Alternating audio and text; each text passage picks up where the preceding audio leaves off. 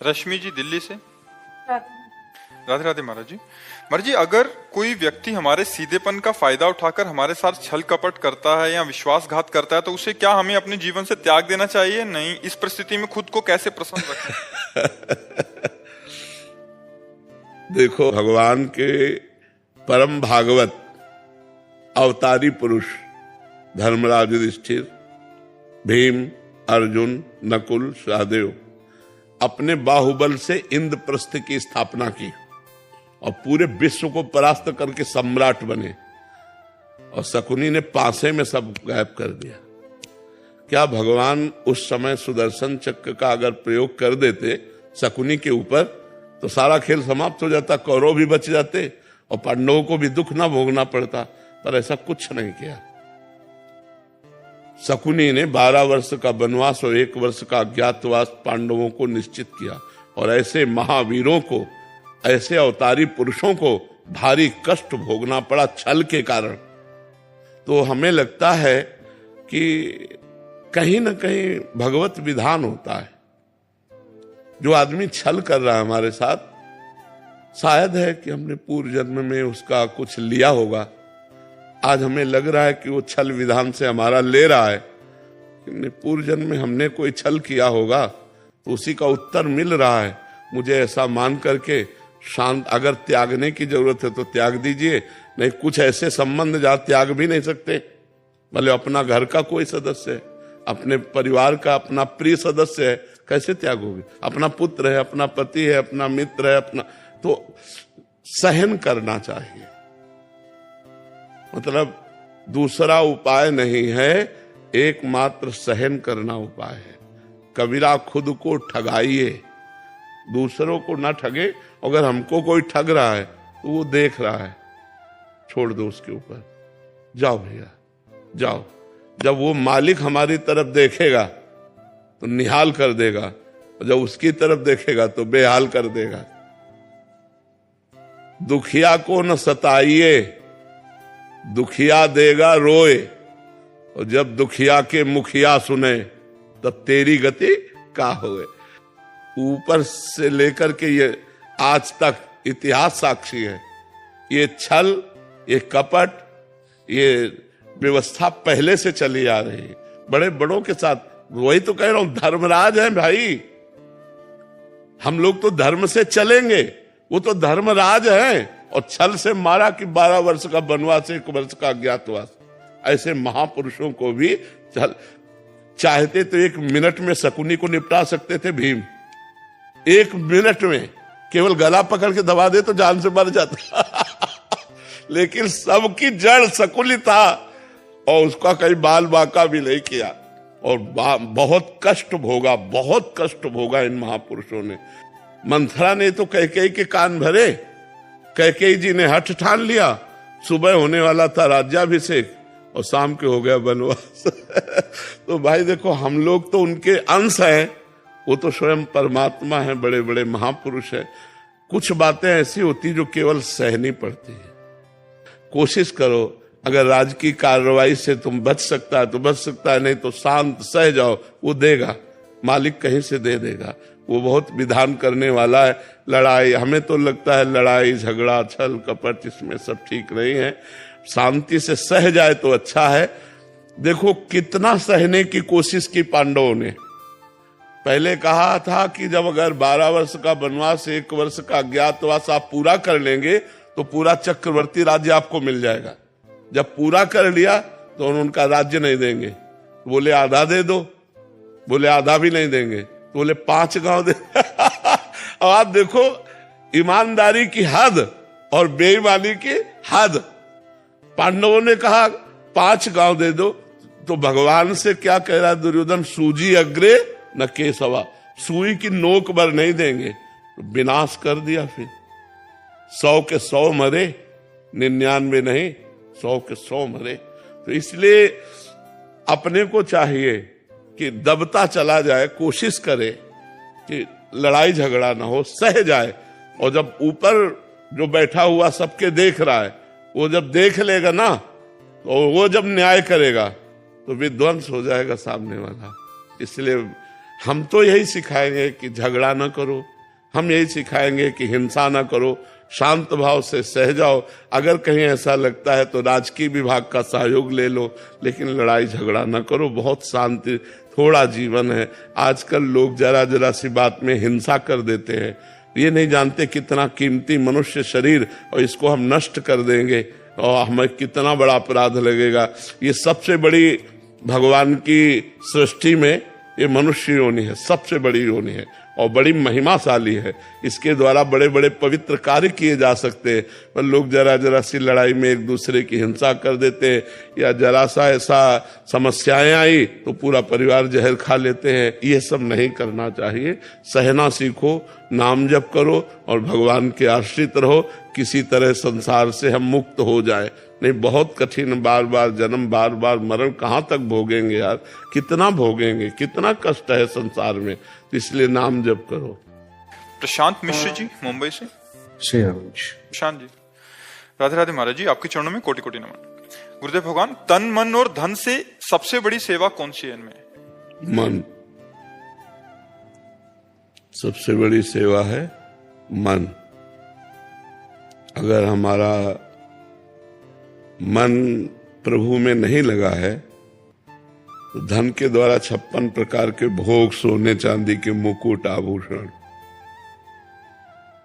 भगवान ने आदेश किया है, मय्येव मन आधत्स्वम मयि बुद्धि निवेशेत निवस्य मय्येव अत ऊर्ध्वम न संशया। तुम मेरे में मन को समर्पित कर दो, तुम मेरे में ही निवास करोगे। अम्बरीश जी चक्रवर्ती सम्राट हैं, उन्होंने क्या समर्पित किया? सावई मनः कृष्ण पदारविंदयो। गोपी जनों की क्या स्थिति है? उधो मन न भये 10-20 एक हुतो सो गयो श्याम पे। अब को आराधे ईस उधो मन न भये। उधो मन माने की बात, दाख छुहारा छाणी अमृत फल, बिस कीरा बिस खात, उधो मन माने की बात। दुर्योधन ने 56 प्रकार के भोग बनाए थे और इंद्र जैसा वैभव महल में तैयारी की थी कि श्री कृष्ण संधि कराने आ रहे हैं, उनको अपने पक्ष में कर लेंगे। जब भगवान से कहा कि पधारो महल में, तो भगवान ने कहा नहीं, तेरे में प्रीति नहीं है और मेरे में भूख नहीं है। दो में ही भोजन पाया जाता है। भूख ना होने पर भी प्रीति में पाया जाता है। आओ थोड़ा सा भी पा लीजिए। और भगवान ने कहा मैं आप्त काम हूं, मेरे में भूख नहीं, इसलिए। और वही भगवान वहीं से सीधे विदुर जी के घर जाते हैं और विदुरानी के अंदर इतनी अपार प्रीति है कि उनको शुद्ध नहीं अपने तन की। भगवान जब गए तो भगवान के ध्यान में मगन होकर स्नान कर रही थी। जो ही किसी दरवाजा कौन, तो श्री कृष्ण, बस इतने में तो डूब गए। लड़खड़ाती हुई दरवाजा खोला, वो उनको होश नहीं, पकड़कर भगवान अंदर ले गए। विदुरानी जी से कहा भूख लगी है, क्योंकि प्रीति है ना, तो प्रेमी के हाथ का भगवान पाना चाहते। भूख लगी है तो क्या? बोले वो केला रखे ले आओ। विदुरानी जी केला लाती है और गूदा फेंक देती है और छिलका भगवान के मुंह में लगा रहे। भगवान उसे पा रहे। इसमें प्रधानता अगर धन की होती तो दुर्योधन के यहां पाते, अगर तन की होती तो भगवान दुर्योधन के यहां सुंदर राजकुमार धन सब शरीर से व्यवस्थाएं की थी। तो तन और धन दोनों होने पर भी मन न होने के कारण भगवान ने वहां स्वीकार नहीं किया, और विदुरानी के यहां मन प्रेममय है इसलिए उन्होंने स्वीकार किया। तो तन और धन से बड़ी सेवा है मन की सेवा। जैसे हमारा भाव है कि कोई दुखी ना हो, पूरा संसार स्वस्थ और सुखी रहे, ये भाव भगवान स्वीकार करते हैं। मन है तो बात, खास बात तो मन है कि नहीं? आप बताओ। जैसे हम आपको बुलाया अपने घर, सब भोजन दे दिया, लेकिन हमने प्रीति नहीं दी। और कुछ नहीं है, प्रेम से आपको बुला के बैठा लाओ, प्रेम से मन दे दिया 10 मिनट आपसे, तो आपको लगेगा यार बहुत अच्छे आदमी, जरूर गरीब आदमी, नहीं खवा पिया पाए, पर यार मतलब हमारा मन संतुष्ट हो गया। हाँ, तो वो मन लगा करके जो प्रीति की जाती है वही खास। सब जगह मन श्रेष्ठ हुआ कि नहीं हुआ? कहीं भी आप देखो तो हमारा चाहना भी मन लगा करके है। और कोई भी कार्य करें उनमें प्रधान तन होता है या धन होता है या मन होता है। कोई भी क्रिया करो प्रधानता मन की होती नहीं। तो मन लगाकर बात सुनना, मन लगा करके आप पढ़ाई करना, मन लगाकर आप इस कार्य को करना, सारा का सारा खेल मन का है ना मन का। तो तन और धन ये गौड़ है, मुख्य है मन। तन और धन का क्या अस्तित्व है महाराज जी? इन दोनों का क्या अस्तित्व है? अगर हम शास्त्र के अनुसार, संत वाणी के अनुसार, धर्म के अनुसार अपने तन को लगाएं और अपने धन को लगाएं तो हमारा मन पवित्र हो जाएगा। और मन पवित्र होकर भगवान में लग गया तो सब बात बन गई। जैसा हम आचरण करते हैं वैसा ही मन में संस्कार बनता है, और जैसे मन में संस्कार बनते हैं वैसे हमारे आचरण होते चले जाते हैं। तो हमको आचरण सुधारने हैं। हमें शराब नहीं पीना, हमें मांस नहीं खाना, पराई बहन बेटी की तरफ गंदी दृष्टि से नहीं देखना, पराया धन नहीं लेना, ये तो सब कोई जानता है, लेकिन जानते हुए भी मानता नहीं है। बस बात इतनी है, अगर मान जाए तो सब बात बन जाए। धन का प्रयोग जो हमारे परिवार के सदस्य हैं, सबसे पहला अधिकार उनका है। जैसे आप धन कमाते हैं तो सबसे पहला अधिकार आपके परिवार में, जैसे माता पिता, पुत्री पुत्र पत्नी, इनका अधिकार है। फिर दूसरा अधिकार, हम जो पुण्य करना चाहें, जैसे तीर्थ स्थान गए, हम कुछ पुण्य दान कर, लेकिन पहला हमें व्यवस्था उनकी करनी है, सबसे पहला कर्तव्य, क्योंकि वो आश्रित जन है। और उसमें भी उनसे भी पहले अतिथि, उनसे भी पहले अतिथि। जैसे हम भोजन पाने जा रहे हैं परिवार के, इतने में दरवाजे कोई आया और वो कह रहा मैं भूखा हूं, अब रुक जाओ, पहले उसको भोजन पवा दो, उसकी भोजन व्यवस्था करो। अतिथि का अधिकार परिवार से भी बढ़कर के, हमारे धन पर सबसे पहला अधिकार परिवार पर है, और परिवार से भी बढ़कर आए हुए अतिथि पर है। कोई भूखा संत, महात्मा, सन्यासी, भिक्षुक कोई भी आ जाता है और कहता है मुझे भोजन, मान लो 5 लोग हैं, मुझे भोजन चाहिए, तो हम अपने घर के 5 लोग आज बाद में बना लेंगे या शाम के पा लेंगे, पर इनको हम भूखा नहीं जाने देंगे। ये हमारा धर्म कहता है।